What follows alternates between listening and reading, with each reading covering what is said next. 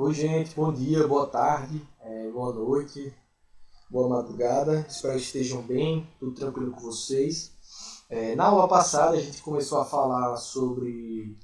Nas últimas aulas, a gente começou a falar sobre histologia e começamos a falar sobre os tecidos do corpo humano. Falamos do tecido epitelial e na aula passada eu comecei a falar sobre. Entramos na parte dos tecidos conjuntivos.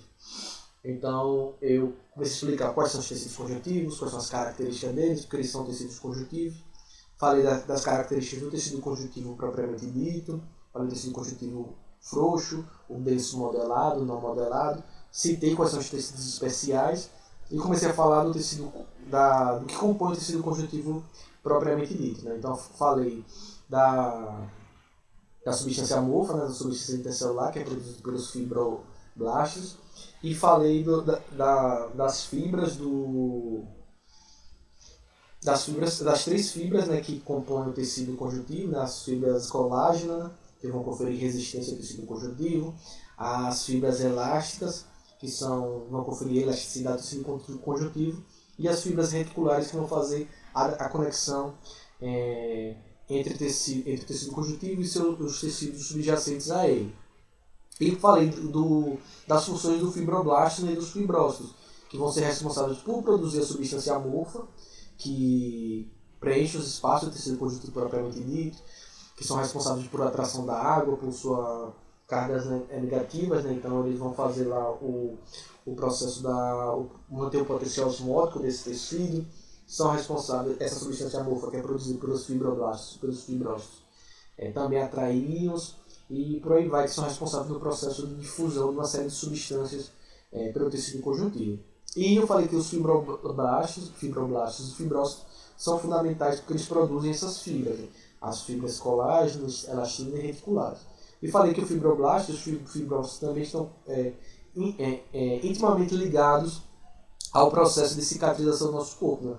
Então, quando a gente tem uma lesão na pele, os fibroblastos, os fibrócitos, eles migram para essa região, começam a produzir uma série de fibras que vão se entrelaçando para fechar esse ferimento, produção de muita substância amorfa para preencher aquele espaço, ou seja, tem uma hipermetrofia dessas estruturas. Os vasos sanguíneos também vão se deslocando para lá, para irrigar e auxiliar esse processo. Quando a cicatrização fecha, essas estruturas se desfazem, os fibrócitos ficam sem função, as fibras começam a se desentrelaçar e se estabilizar, esses vasos sanguíneos vão sofrendo atrofia e vão se desfazendo para o processo de cicatrização se concluir. Né? Então, falei especificamente dessa função dos fibrócitos e dos fibroblastos, já que eu estava falando das células que formam os tecidos conjuntivos. E algumas células, outras a gente vai ver mais especificamente quando a gente entrar em alguns tecidos, né? Mais especiais. E aí hoje eu fiquei de a gente continuar a falar sobre as células do tecido conjuntivo, né? Então eu falei da primeira lá, que é o fibrócito, que se forma a parte, né, vai ficando adulto, a parte dos fibroblastos. Deixa eu botar aqui. E hoje eu vou falar dos outros tecidos, das outras células dos tecidos conjuntivos, né? Então vamos falar agora dos macrófagos. Os macrófagos, eles são células que são relativamente grandes, né? Com forma ameboide, nessa forma da ameba. Elas são originadas a partir da transformação de um tipo de célula sanguínea, que é o glóbulo branco, né, do sangue, que é o monócito. Então os monócitos eles se transformam e passam para os tecidos conjuntivos e formam os macrófagos. Essas células, os macrófagos, são como se fossem patrulheiras, né, dos tecidos conjuntivos frouxos, ou seja, elas ficam se deslocando pela matriz intercelular e ingerindo, né, por fagocitose, por uma fagocitose que foi lá atrás, e também por pinocitose, restos de células que morreram, também agentes infecciosos, né? Então, que penetram no nosso corpo. Então, uma bactéria, um vírus, que eles ficam lá patrulhando. Ele vê restos de células mortas, ele vai lá, fagocita, digere, né? Ele encontra uma bactéria, um micro-organismo, ela vai lá e ataca esses agentes. Então, se o agente invasor for muito grande, vários macrófagos eles podem se fundir, né? Eles se combinam, eles fazem fusão e formam uma célula gigante do corpo estranho, ou seja, então eles podem se fundir para capturar esse agente invasor se ele for muito grande. Né? Alguns tipos de macrófagos têm ainda a capacidade de identificar substâncias potencialmente perigosas ao organismo. Né? Então, os macrófagos eles podem identificar essa substância e levar ela para outra substância, para outras células de defesa do nosso corpo, que são os linfócitos, você vai lembrar o tipo de linfócito, que é o leucócito, e para que esses tomem, né, as devidas providências. Então, os leucócitos eles vão lá produzir as substâncias para combater aquela substância física do nosso corpo. Então, os macrófagos eles patrulham o tecido conjuntivo frouxo, eles defendem nosso corpo, eles reciclam aquela matéria de células mortas para recompor, né, reaproveitar o nosso corpo. Eles conseguem identificar substâncias perigosas e mostrar elas, apresentar elas, entre aspas, né, para outras células de defesa que são casos dos leucócitos. Né. Então essa atividade fagocitária, né, dos macrófagos é particularmente intensa, né, em alguns tecidos, como por exemplo os presentes sob o endométrio, que é a mucosa do útero, por exemplo. Alguns estudos indicam que ocorre um grande aumento no número de macrófagos nos tecidos uterinos durante a menstruação. Então, quando a mucosa do endométrio se desenvolve, né, no útero para a preparação para uma gestação, quando essa gestação não acontece, esse tecido regride e vai se descamando, né, e essa descamação liberada na vagina, que é o produto da menstruação. Então, alguns cientistas acreditam que os macrófagos eles participam ativamente na regressão da mucosa uterina. Então, a mucosa uterina vai se enlarguecendo, aguardando uma gestação. Quando não acontece, ela descama, sai do formato de menstruação, e aquela parte que fica, os macrófagos eles vão atuar para regredir aquele parede uterino que se desenvolveu. Né? Então eles vão fazendo que eles vão englobando, né, essas células e parte desse tecido e fazendo o processo de digestão a partir dos lisossomos presentes em grande quantidade dos macrófagos. Não sei se você já ouviram falar que você vem no ensino médio, do fundamental, e a gente falou sobre os métodos contraceptivos. Né? Tem um método contraceptivo que é o DIU, que é aquele colocado no útero. O DIU é bem pequenininho, né? Às vezes é de cobre, depende do tipo de DIU. E o DIU, ele funcionaria mais ou menos, ele impede a implantação do embrião. Se a pessoa teve a fecundação, o embrião ele não consegue se implantar no útero por causa do DIU. E se acredita que isso tem muita função por causa dos macrófagos. Já acredita que o DIU ele leva a uma pequena inflamação que não causa problema no aparelho do útero. E essa pequena inflamaçãozinha atrai os macrófagos para lá. Então, se o embrião, por um acaso, tentar se fixar na parede do endométrio, o macrófago vai lá e destrói ele. Então, ele impede que aconteça a anidação, né, e aconteça o processo de gravidez, por assim dizer. Ele impede o processo de implantação do embrião no útero, certo? Os mastócitos, eles são células em formato globuloso, né, que tem um núcleo central, esférico. O citoplasma é repleto de grânulos, vocês podem ver essas bolinhas amarelas aí. Esses grânulos são vacúolos, que acumulam principalmente heparina e histamina e outras substâncias, mas principalmente a gente tem que lembrar aqui da heparina e da histamina. A heparina é um polissacarídeo com propriedades anticoagulantes, e a histamina ela resulta da modificação de um aminoácido, que é a histidina, e é o principal agente ativo dos processos alérgicos e inflamatórios que a gente tem. E essa histamina, esses processos alérgicos e inflamatórios podem acontecer porque ela promove o aumento da irrigação sanguínea e da permeabilidade dos vasos sanguíneos inflamados. É por isso que quando você tem uma reação alérgica, que o olho incha, a garganta fecha, a pele fica vermelha, a coçação se incha, devido à histamina. A histamina ela faz com que os vasos se dilatem, que aumente a pressão, que aumenta a irrigação sanguínea, a permeabilidade dos vasos, para que, por exemplo, aquela substância, se for uma substância que você é alérgico, ela seja eliminada. Então, quando uma substância estranha ou um agente infeccioso invade os tecidos e desencadeia uma inflamação, os mastócitos eles liberam histamina, que aumenta o fluxo do sangue e a drenagem do local inflamado, né? Então facilitando também o acesso aos macrófagos. Então, esse processo da reação alérgica é um processo de defesa do nosso corpo para eliminar aquela substância estranha, para combater aquela substância estranha ou para destruir um agente infeccioso, né? Então, os mastócitos eles liberam a histamina justamente para que você tenha um maior fluxo de sangue, para que você consiga ter um maior acesso de mastócitos àquele local, para você consiga combater aquela inflamação ou eliminar aquela substância tóxica o mais rápido possível. E a heparina é uma substância que ela é anticoagulante, né? Ou seja, ela atua para evitar a coagulação do sangue.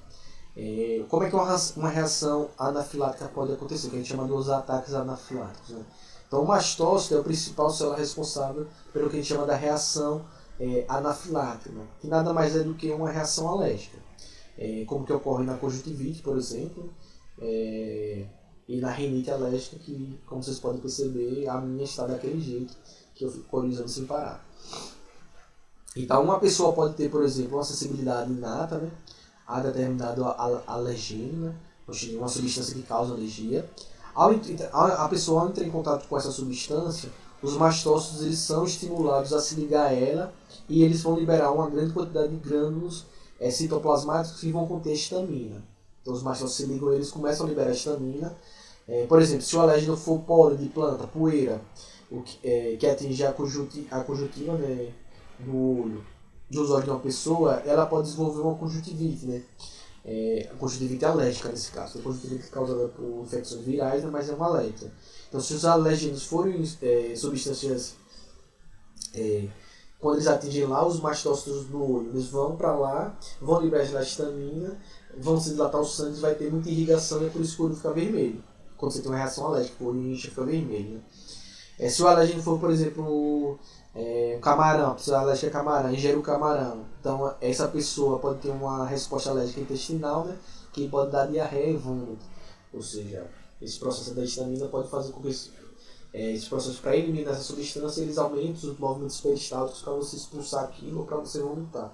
Vai ter gente que fecha a garganta, né, porque pode atingir nesses pontos e vai ter esse processo de inflamação. Na garganta fecha porque os tecidos incham por causa da histamina, que vai provocar essa reação anafilática, que é essa reação alérgica, que na verdade é uma forma de tentar defender o corpo.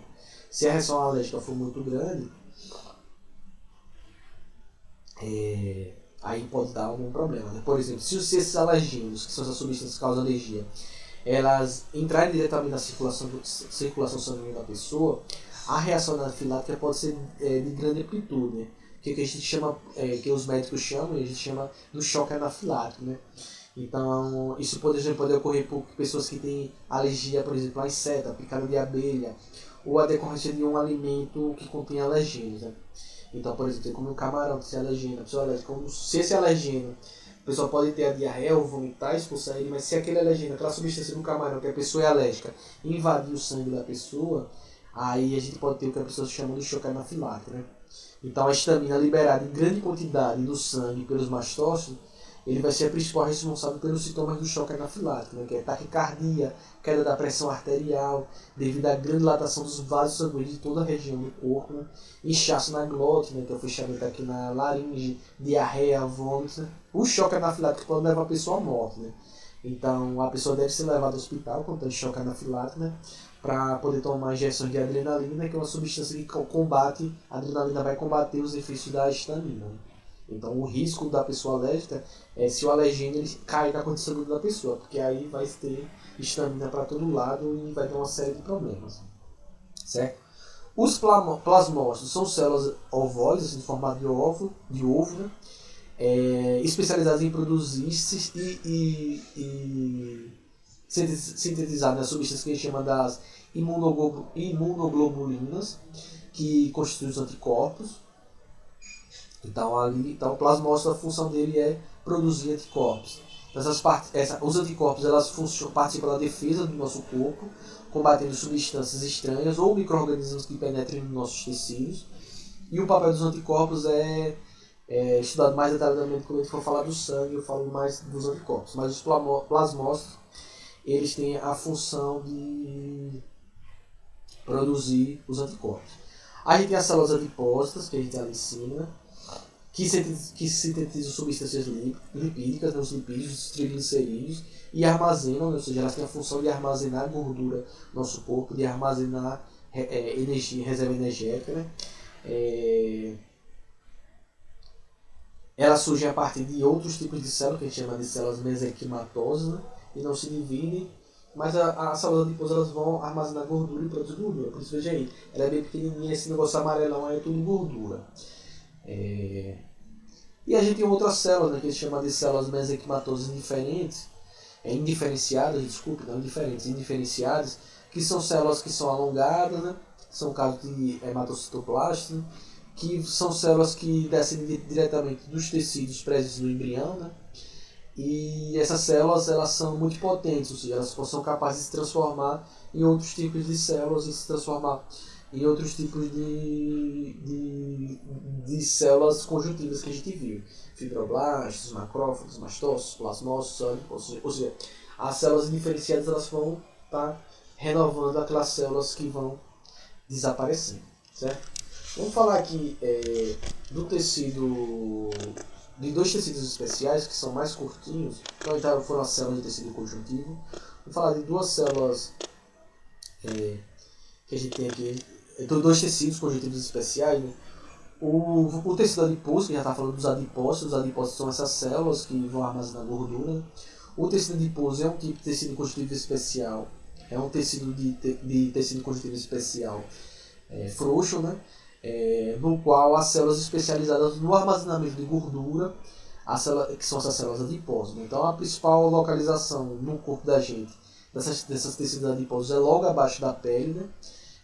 Naquela que a gente falava daquela estrutura da hipoderme, lembra quando eu falei da pele tinha a epiderme, a derme e a hipoderme. A hipoderme geralmente logo abaixo da pele onde vão ter essa concentração do tecido adiposo.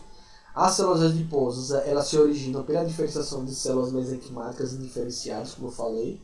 À medida que acumulam gordura em seu vácuo central, elas meio que engordam, né? Tornando-se no formato de esférica.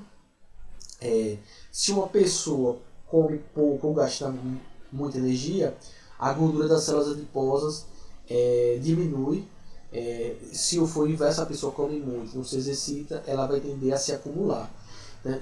Então, em certos tipos de tecido adiposo, como encontrado em bebês e animais que hibernam, a gordura acumula-se em diversos vacúolos pequenos, né? E vai utilizando. Aqueles animais que hibernam, que ficam dormindo, né? Eles vão consumindo esse excesso de gordura armazenada nos adipócitos. Né? Esses adipócitos eles também servem. Esse adiposo ele é bem importante em animais que vivem em lugares muito frios, né? Porque eles servem como um isolante térmico. Eles também protegem contra choque mecânico, né? Seja pancada. Né? Então a principal função do tecido adiposo é reservar energia para momentos de necessidade. Então o corpo necessita, ele vai lá no tecido adiposo pegar essas reservas energéticas. Né? Então se faltar alimento, as reservas de gordura das células adiposas serão metabolizadas nas mitocôndrias para produzir energia nos processos vitais. Né? É por isso que emagrecemos se comemos pouco e engordamos se comemos em excesso mais do que a gente necessita. Então, o tecido adiposo ele preenche diversos espaços entre órgãos internos, né? Por exemplo, em torno dos rins, a gente tem bastante tecido adiposo que protege os rins contra choques mecânicos também. Né? E aqueles mamíferos que vivem em regiões muito frias, eles geralmente acumulam bastante tecido adiposo, já que esse tecido adiposo ele vai servir como um isolante térmico, né? Protege contra o frio. Bom, o outro tipo de tecido que a gente tem é o tecido cartilaginoso, aquele bonitinho, né? O tecido cartilaginoso ele forma o esqueleto de alguns animais vertebrados, como é o caso do tubarão, das raias, que por esse motivo eles são chamados de peixes cartilaginosos, né? Eles estão lá ao segundo ano. O esqueleto deles é formado por tecido cartilaginoso desses animais, eles não têm tecido ósseo. Eles não têm... O esqueleto deles não é formado por osso, por cartilagem. A gente, no caso, e outros animais, né, tem esqueleto cartilaginoso apenas durante o estágio embrionário.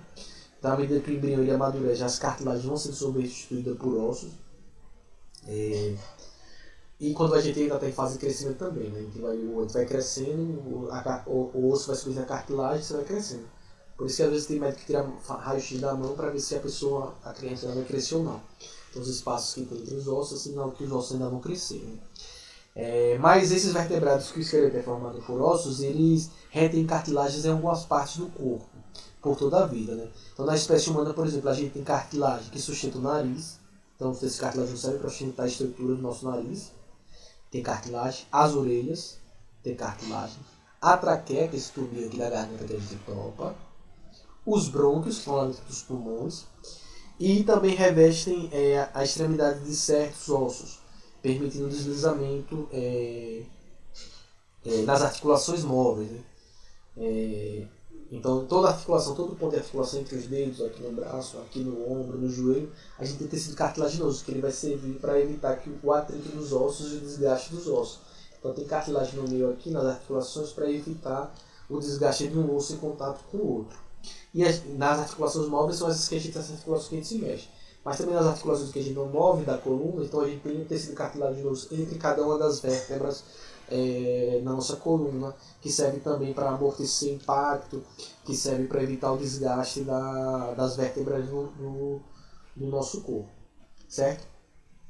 Quais são os componentes do tecido cartilaginoso? Né? Então, o tecido cartilaginoso, então tem as funções dele: suporte, articulação, crescimento dos ossos. Né? Quais os componentes? O tecido cartilaginoso deve sua rigidez à consistência da sua matriz extracelular, né? Que é constituído principalmente por fibras colágenas, que lembra da resistência colágena, e por uma substância que a gente chama de condrina. Né? Por isso que a gente chama os peixes cartilaginosos de condrictes, por causa dessa condrina, que é muito presente nessa matriz extracelular do tecido cartilaginoso, que vai dar rigidez e consistência de tecido. Né? Então, todo esse material intercelular é produzido e secretado por células que a gente chama dos condroblastos. Esse condro vem de cartilagem. Após a formação da cartilagem, né, a atividade dos condroblastos diminui e eles sofrem uma retração de volume, passando a ser os condrócitos, parecido com os fibroblastos e os fibrócitos. Então eles vão produzir aquilo, depois eles vão perder a função. Então os condroblastos vão produzir toda a estrutura cartilaginosa, depois eles vão regredir e formar os condrócitos. Então cada condrócito fica confinado no interior de uma lacunazinha, vocês podem ver aqui em cima, nessa imagem, e moldada durante a deposição dessa matriz extracelular. Então, o tecido cartilaginoso, lembre que ele é o único tecido conjuntivo que é avascular, ou seja, ele não tem terminações nervosas no seu interior, não tem vasos sanguíneos no seu interior. Geralmente a gente fura aqui a orelha, o nariz não sai sangue, ou não sai muito sangue, só se você romper o vaso de algum tecido conjuntivo que não seja o cartilaginoso. O alimento e o gás oxigênio para condroblastos e condrócitos, eles se difundem a partir dos tecidos conjuntivos que envolvem as cartilagens, certo? Da mesma forma que os outros. A gente tem basicamente três tipos de cartilagem. A gente tem a cartilagem que pode ser a cartilagem hialina, a cartilagem elástica e a cartilagem fibrosa. A cartilagem hialina é a mais comum, né? Apresentando uma matriz mais homogênea e poucas fibras colágenas. Essa cartilagem é encontrada na laringe, na traqueia, nos brônquios e nas extremidades dos ossos que se articulam. Ela é menos rígida. A cartilagem elástica é semelhante à hialina, mas apresenta mais fibras colágenas, ou seja, vai ter mais resistente do que a hialina, mais resistente do que a hialina. Ela tem fibras elásticas também entrelaçadas. Este tipo de tecido está presente na orelha, cartilagem elástica, e na epiglote, né, aqui na válvula, aqui na garganta, que separa o sistema respiratório do digestório. A cartilagem fibrosa, ela tem grande quantidade de colágeno, então a hialina tem pouco colágeno, a elástica tem um pouco mais intermediário de colágeno. Parece lá as funções, né, da colágeno, elásticas e reticulares. Então a hialina tem pouco colágeno, ela é mais elástica. A cartilagem elástica, ela é menos resistente, desculpa, é elástica, tem um pouco mais de colágeno e fibras elásticas entrelaçadas, então ela tem mais resistência, mas ela tem um pouco de elasticidade. E a fibrosa, ela apresenta grande quantidade de colágeno e é a mais resistente das três, né? Então, a cartilagem fibrosa está presente entre os ossos do pubis, né? Aqui da frente da bacia, nos discos intervertebrais, nas vértebras, e precisa de mais resistência. Então, a cartilagem fibrosa está aqui entre as vértebras, entre os ossos aqui da nossa bacia. A função desses discos, né? No caso das vértebras, separam uma vértebra da outra, evitando o atrito entre elas, né? Então ela amortece o choque da gente caminhando, em pé, se movimentando, ele impede que uma vértebra se bata na outra e a gente tenha desgaste e ruptura das nossas vértebras. Então a gente vai ter esses três tipos de cartilagem. Cartilagem hialina, que tem menos colágeno, menos resistência, presente na traqueia, nos brônquios, nas articulações, nas extremidades dos ossos que se articulam. A cartilagem elástica tem mais colágeno que a hialina, mas tem mais também fibra elástica. Ela está presente aqui na orelha, no nariz e na glote, o glote aqui, né, que separa a faringe da laringe. E a cartilagem fibrosa, ela tem mais colágeno, ela é extremamente resistente e ela vai estar presente aqui nesses ossos da bacia, né, no pubis, dos ossos aqui da bacia, ilho, isquio, e entre as vértebras, né? Então ela tem que ser mais resistente para evitar esses choques e ter lesão na nossa coluna vertebral. Certo? Então aqui a gente fecha essa parte das células de tecido conjuntivo. Já falamos de dois tecidos especiais, o cartilaginoso e o adiposo. Na próxima aula a gente fala do tecido ósseo e do tecido hematopoético, certo? Qualquer dúvida, é só vocês entrarem em contato comigo. Fiquem bem e a gente se vê na próxima aula. Tchau.